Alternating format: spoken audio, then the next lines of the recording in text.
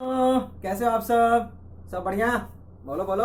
ओए, एक बात बताओ यार, जब हम आते हैं खुश होकर के, तुम लोग उदास क्यों हो जाते हैं, ये बताओ पहले। तुम लोग खुश हो, चीयर अप करो, वहीं पर से चिल्लाओ।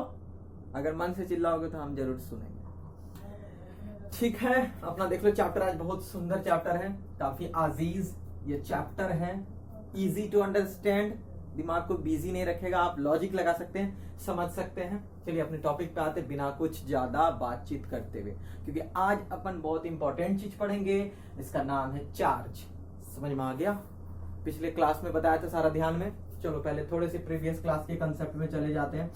हम पढ़े थे इलेक्ट्रिसिटी के बारे में, और इलेक्ट्रिसिटी में जाने की भाई स्टडी अबाउट चार्ज करते हैं तो इलेक्ट्रिसिटी के दो के हिस्से थे, उसके दो भाग थे, स्टैटिक इलेक्ट्रिसिटी और करंट इलेक्ट्रिसिटी। तो उन दोनों में हम देखें कि चार्ज का बहुत अच्छा रोल था, तो हम सोचे चलो पढ़ना भी जरूरी है, अपने सिलेबस में भी है, तो चार्ज जानना भी जरूरी है। तो कुछ भी आप पढ़िए, पहले आप चार्ज जानिए, चार्ज क्या है। तो पिछले क्लास में हम बताए थे चार्ज के बारे में कि फंडामेंटल प्रॉपर्टी ऑफ मैटर है। वहीं से अपन फिर से स्टार्ट करते हैं।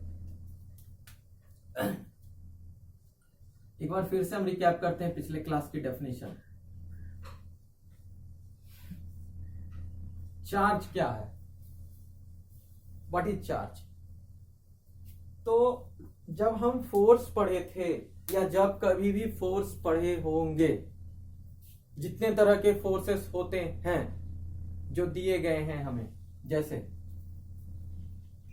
ग्रेविटेशनल फोर्स है, ये सभी स्टैटिक फोर्स है। इलेक्ट्रोमैग्नेटिक फोर्स है, तो ये न्यूक्लियर फोर्स है। तो यहां पर जितने भी फोर्स का हम चर्चा कर रहे हैं, जैसे कि आपका ग्रेविटेशनल फोर्स है, वो स्टैटिक फोर्स है। हम पहले भी बताएं, स्टैटिक का मतलब रेस्ट या फिर वेरी स्लो मोशन, रेस्ट या फिर वेरी स्लो मोशन। और जब ग्रेविटेशनल फोर्स के बारे में सोचोगे तो आपको पता चलेगा कि वहां पर फोर्स मास के बीच लगता था, दो बॉडी के बीच मास के बीच फोर्स लगता था। इलेक्ट्रोमैग्नेटिक फोर्स की बात करें तो यहां पर जो है फोर्स लगने का जो मेन फैक्टर है चार्ज है। यहां पर बॉडी के चार्ज प्रॉपर्टी के बीच फोर्स लगेगा या लगता है। तो जब हम फोर्स के बारे में पढ़ रहे थे तो वहां पता चला कि मास भी फंडामेंटल प्रॉपर्टी है, यानी कि कहीं ना कहीं स्टैटिक फोर्सेस जो लग रहे हैं वो प्रॉपर्टी ऑफ मैटर के बीच ही लग रहे हैं। ऐसा आप देखें तो समझ में आएगा। उसी तरह जो इलेक्ट्रोमैग्नेटिक फोर्स का जो रीजन है कि ये बॉडी के चार्ज प्रॉपर्टी के बीच लगता है, ठीक है, तो आज हम उसी को एक्सप्लोर कर रहे हैं। उसी के तहत एक बात ध्यान में आई होगी आपको भी कि हम जब मास के बारे में पढ़ रहे थे फोर्स, तो वहां पर कहीं रिपल्सन का जिक्र नहीं था, लेकिन इसमें यदा कदा आपको रिपल्सन और अट्रैक्शन की बातें सुनाई देती रहेंगी। इवन इन क्लास 10 आपको ये नॉलेज हुआ होगा कि लाइक चार्जेस के बीच रिपल्सन होता है और अनलाइक चार्जेस के बीच अट्रैक्शन होता है। तो कहीं ना कहीं ध्यान रखेंगे ये बात का कि दो बॉडी के बीच यदि अट्रैक्शन हो रहा है तो वहां पर उसका मास प्रॉपर्टी वाला फोर्स के कारण भी हो रहा है और चार्ज प्रॉपर्टी के कारण भी हो रहा है। फोर्स ऑफ अट्रैक्शन तो दो बॉडी के बीच ही लग रहा है, लेकिन वो अट्रैक्शन करवा कौन रहा है? तो बॉडी की मास प्रॉपर्टी भी और बॉडी की चार्ज प्रॉपर्टी भी। लेकिन यदि रिपल्सन हो रहा है तो क्या होगा? जब रिपल्सन होगा तो इसका मतलब दो बॉडी के बीच मास के कारण तो अभी भी अट्रैक्टिव लगेगा, लेकिन चार्ज प्रॉपर्टी रिपल्सिव हो जाती है। चार्ज के कारण कैसा फोर्स लगता है? रिपल्सन फोर्स लगता है। और मे भी यदि रिपल्सन हो रहा है तो चार्ज के कारण जो फोर्स लग रहा होगा उसका वैल्यू मास के फोर्स की तुलना में ज्यादा होगा, तभी तो वो अपना प्रभाव दिखा रहा है, मतलब इफेक्ट आप देख पा रहे हैं। तो इसी बात को हमको ध्यान में रखते हुए चार्ज को डिफाइन करेंगे थोड़ा सा। हम पहले भी पिछले क्लास में बताया था, आज फिर बता रहे हैं व्हाट इज चार्ज। तो हम एक पॉइंट तो जरूर लिखेंगे कि फिर दोहरा रहे हैं, इट इज द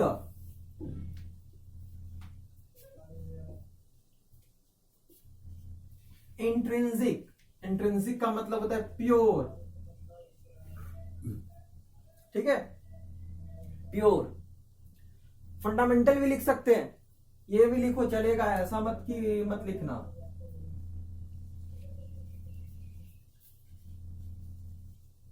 सब चलेगा। इट इज द इंट्रिंसिक या fundamental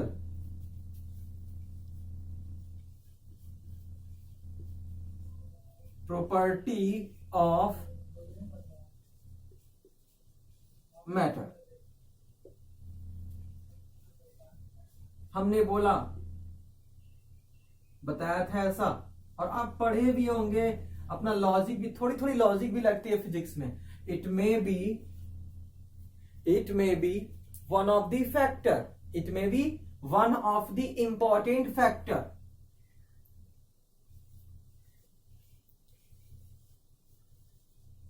one of the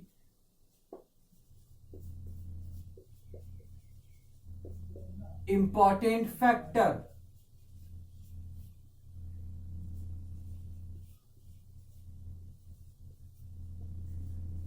responsible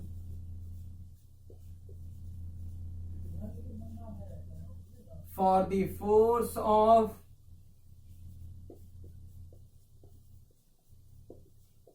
attraction or repulsion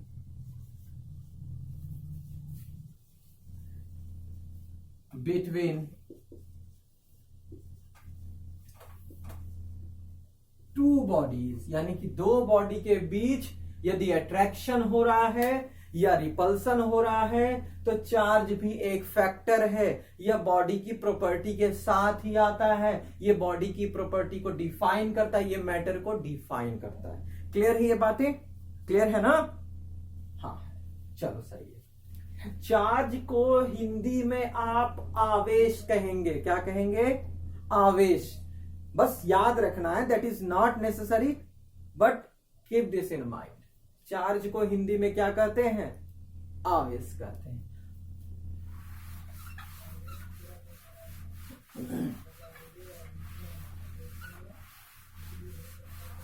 अब देखो बात जो आ रही है, अब देखो जब ये क्वांटिटी है तो इसको डिनोशन हम करेंगे। हम किससे डिनोट करेंगे? क्योंकि ये टॉपिक भी है, क्वांटिटी भी है, तो अपन कहते हैं charge is denoted by Q, small q, or sometime we write it Q naught.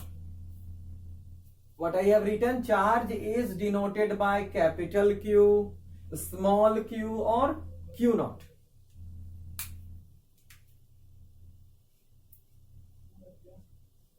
Here capital Q represent, capital Q मतलब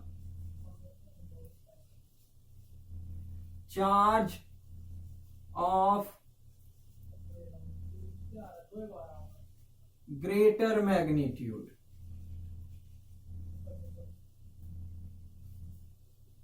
Small q, charge of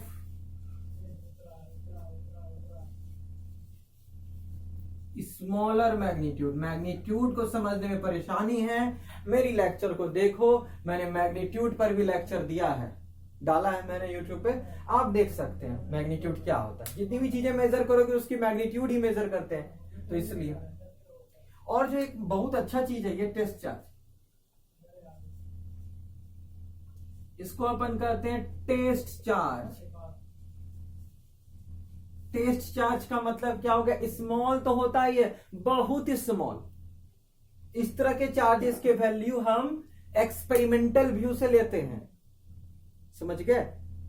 इस तरह के चार्जेस किस वैल्यू में लेते हैं? एक्सपेरिमेंटल वैल्यू में लेते हैं। क्लियर है ना? ध्यान रखना इसका।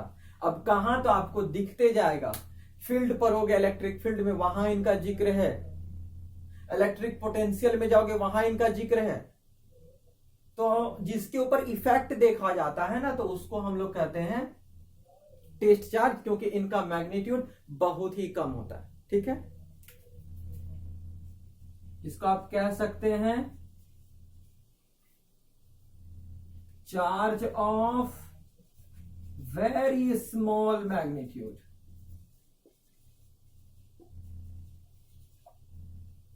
इसको एक्सपेरिमेंटल चार्ज भी कह सकते हैं, एक्सपेरिमेंटल चार्ज। ठीक है, तो चार्ज को अपन Q से डिनोट करते हैं। जैसा भी Q आपने देख लिया Q कैसा कैसा हो सकता है। अब देखो एक बात, इसमें क्वेश्चन अराइजेस होता है,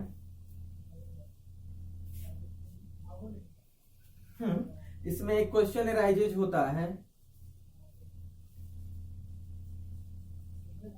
why charge is denoted by Q or any of the Q? Why we have Q as charge? Because to denote mass we have M, to denote length we write as L, pressure को denote करने के लिए P लिख लेते हैं, लेकिन charge को अपन Q क्यों लिखे? Why? तो इसकी आंसर आपको मिलेगी in the further property of charges में। ठीक है, अभी फिलहाल आप ध्यान रखें इस क्वेश्चन को, इसकी आंसर आपको फर्दर स्टडी में ही आगे मिलेगी। तो अब हम समझ पा रहे हैं कि चार्ज को हम लोग किससे डिनोट कर रहे हैं, बताओ जल्दी बताओ। Q से, और Q तो पता चल रहा है यहां पर सारा कुछ। तो अभी हम चार्ज को इंट्रोड्यूस करा रहे हैं, चार्ज की डेफिनेशन लिख लिया, चार्ज के बारे में ये बताया है, अभी आगे ही बढ़ते जाते हैं धीरे धीरे।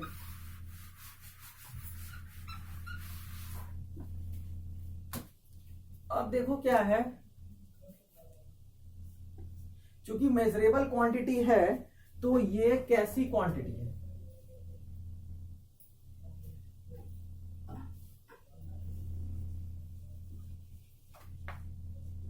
Charge is a scalar quantity. Charge कैसी क्वांटिटी है, कैसी क्वांटिटी है, scalar. Scalar in the sense क्या है, we can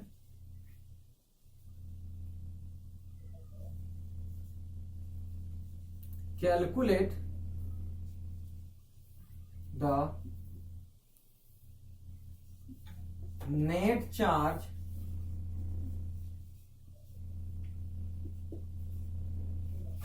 in a system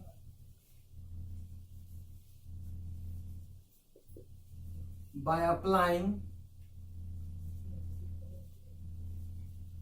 general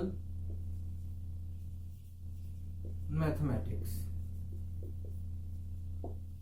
general mathematics लगा करके भी आप कैलकुलेट कर सकते हैं। अब इसका एक जीता जाता उदाहरण हम बता देते हैं कि इसी चार्ज जो स्केलर क्वांटिटी जो है, इसी के कारण जो है हमारे कंसेप्ट में आता है प्रॉपर्टी की एडिटिविटी ऑफ चार्जेस।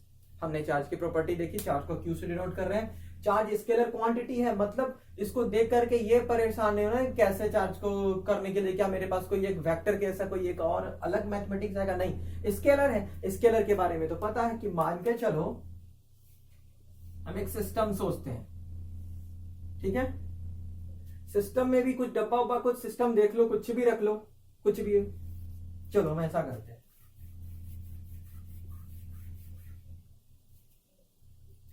कि हम एक क्लोज सिस्टम सोचते हैं, ठीक है, इसमें चार्जेस हैं Q 2Q 3Q,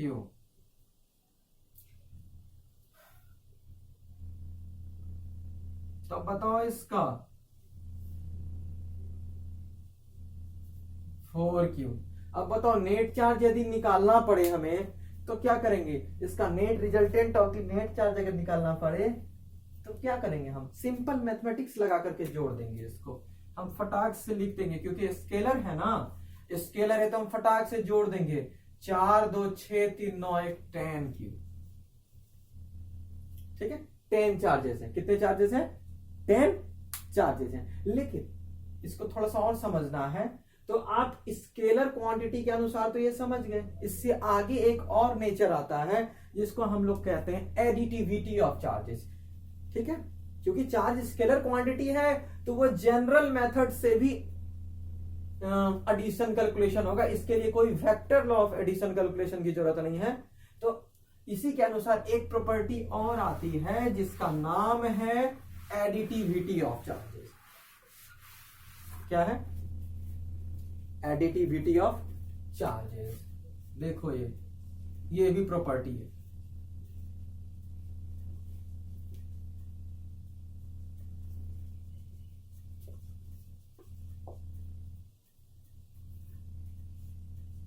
ना हाँ, एडिटिविटी ऑफ चार्जेस। ठीक है, एडिटिविटी ऑफ चार्जेस। देखो क्या होता है एडिटिविटी ऑफ चार्जेस, बड़ा सुंदर कंसेप्ट है। कंसेप्ट क्या है कि जैसे क्लास में बहुत बार कभी बोले भी हैं, तो ऐसा ही अनुभव है। मान के चलो क्लास में अगर स्टूडेंट है, ठीक है, ठीक ना, तो हमसे पूछेगा, आपसे पूछे तुम्हारे क्लास में कितने स्टूडेंट, तुम बताओगे 70। ये थोड़े बताओगे कि 35 लड़के हैं और 35 लड़कियां हैं, या फिर 40 लड़के हैं या 30 लड़के हैं, ऐसे नहीं बताओगे। तुम बताओगे 70 स्टूडेंट है। तो तुमने क्या किया? चार्जेस को, नेचर को जोड़ के बताया। ठीक उसी तरह एडिटिविटी ऑफ चार्जेस क्या होता है कि कोई भी बॉडी है, उसमें जितना भी चार्ज है, ठीक है ना, हम उसका नेट चार्ज बताते हैं प्लस में जोड़ के। कैसे बताएंगे? प्लस में जोड़ के। कैसे बताएंगे? प्लस में जोड़ के। जैसे पहले हम इसको समझने के पहले एक कंसेप्ट समझ लें कि देखो ये एक मेरे पास पैकेट है। पैकेट कैसा बनाए? चलो एक पैकेट बनाते हैं।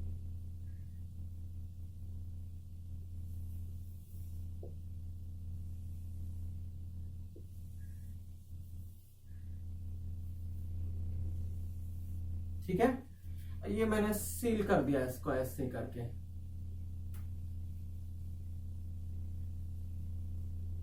ठीक है, इस पैकेट में चार्ज रखे हुए हैं।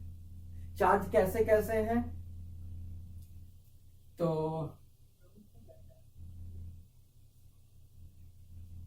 2 कूलम, सॉरी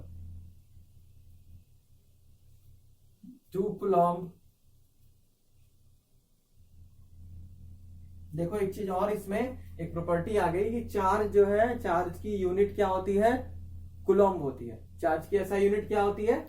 कूलम्ब होती है। तो ये पॉइंट्स थोड़ा सा नोट कर लोगे एडिटिविटी ऑफ चार्ज को जानने के पहले। The SI unit of charge is coulomb. SI unit of charge is coulomb. और ये किस साइंटिस्ट के नाम के आगे है? किनके ऑनर पे है ये? उनका नाम है चार्ल्स अगस्टिन डे कूलम्ब। क्या नाम है? Charles Augustine day coulomb. ठीक है, और इसको ध्यान में रखना है, SI unit of charge is coulomb. आगे इससे भी अभी देखना है थोड़ा सा। तो देखो एक सिस्टम है जिसमें चार्ज रखा हुआ है, 2 कूलम्ब रख दिया, 3 कूलम्ब रख दिया, -7 कूलम्ब रख दिया, -5 कूलम्ब रख दिए,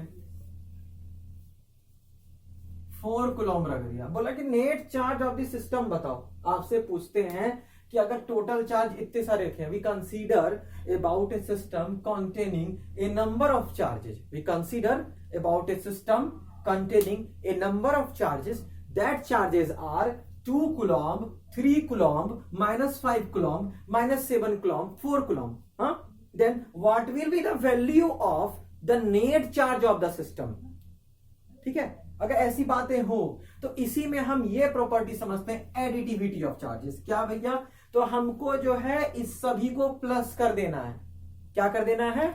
सभी को क्या करेंगे? प्लस कर देंगे, तो देखो प्लस कर रहे हैं। अगर हमको क्यू नेट निकालना है तो क्या करोगे, आप सभी चार्जेस को प्लस कर दोगे। 2 कूलम प्लस 3 कूलम प्लस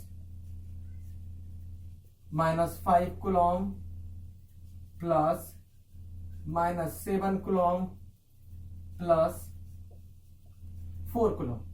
ठीक है, अब जोड़ लेते हैं हम लोग।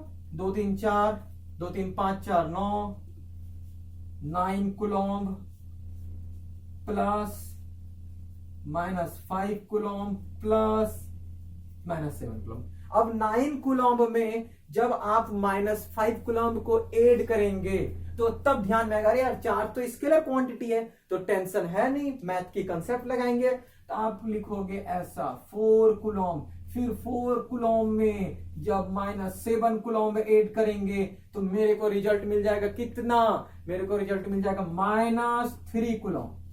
ठीक है, ये हुआ एडिटिविटी ऑफ द चार्जेस, ये हुआ एडिटिविटी ऑफ द चार्जेस। ठीक है, तो अब आप देखो कि इससे क्या कंसेप्ट मिला कि the net charge enclosed by system is given by the algebraic sum of all the charges.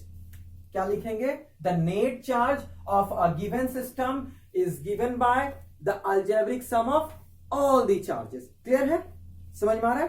हमने अलजेब्रिक सम में किया, जनरल मैथमेटिक्स लगाया, कोई टेंशन नहीं है, कुछ भी नया नहीं है, सब पहले का पढ़ा हुआ है, बस उसको खाली यूज करना है। ठीक है ना, बिना टेंशन लिए। तो अपन एडिटिविटी ऑफ चार्जेस से क्या समझ गए, थोड़ा सा माला वाला हटा देते हैं भैया, चार्ज अब आप में आप ही के बारे में तो पढ़ा रहे हैं हम तभी से। तो स्टेटमेंट एडिटिविटी ऑफ चार्ज क्या कहेगा, जल्दी बताओ। The net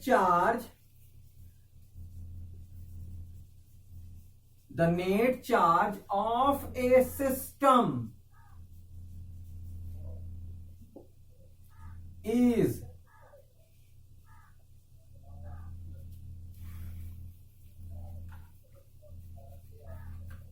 the net charge of a system is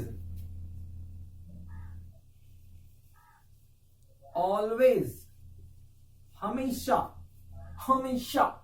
always equal to, क्या नजाकत से बोल रहा, always equal to the algebraic sum of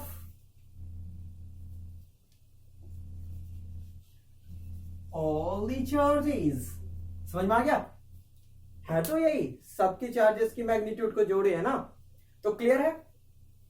अब एडिटिविटी ऑफ द चार्जेस के बाद जो चीजें समझ में आ रही है, हमने 2-3 चीज पढ़ लिया।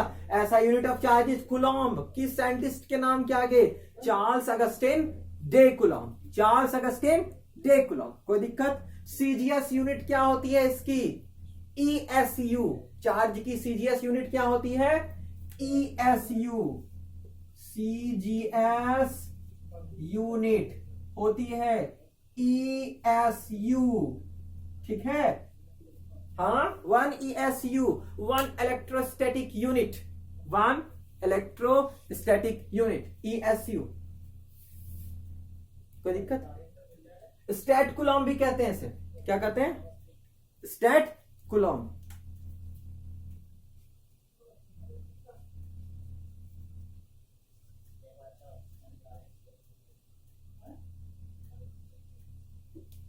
स्टैट कूलम्ब, कोई दिक्कत? समझ में आ रहा है, बोलो। ठीक है, अब आगे हम लोग अगले पड़ाव में जा रहे हैं। किस पड़ाव में जा रहे हैं, अगले पड़ाव में। आगे देखो और क्या क्या प्रॉपर्टी आ रही है, छोटी छोटी समझते जाना है, बस समझते जाओ और हमको ही बताते जाओ कि हाँ समझ रहे हैं। ठीक है, गर्मी तो है नहीं, पंखा बंद है, लग रहा है ऐसा। आगे बढ़ते हैं। अब जो बहुत महत्वपूर्ण टॉपिक है, इसका फिजिक्स में बहुत योगदान रहता है हर जगह, कंजर्वेशन ऑफ एनर्जी, है ना। हाँ, law of conservation of momentum, तो यहां पर भी एक आएगा ना, conservation of charge. Conservation of charge.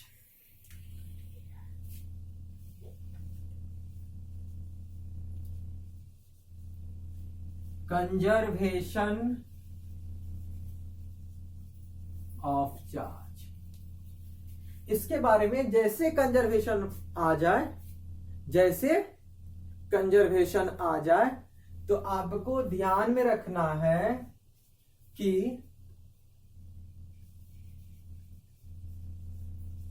Charge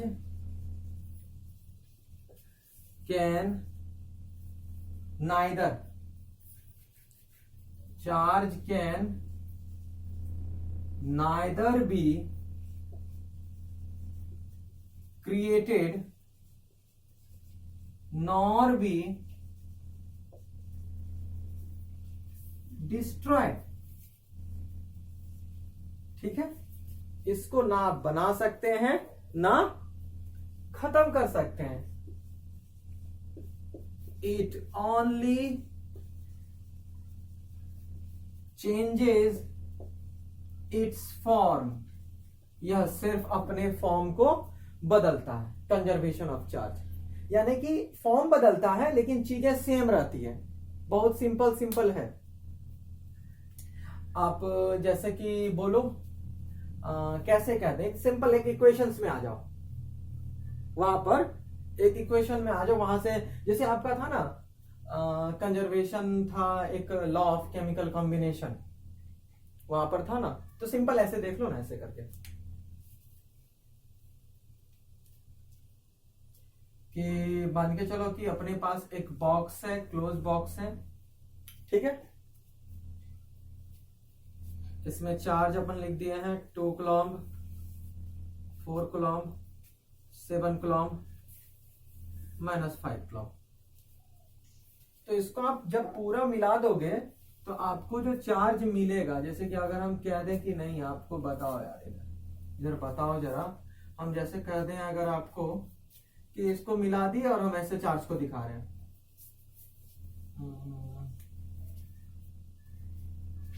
-4 coulomb, 7 coulomb, -7, 3 coulomb, और ये नहीं पता।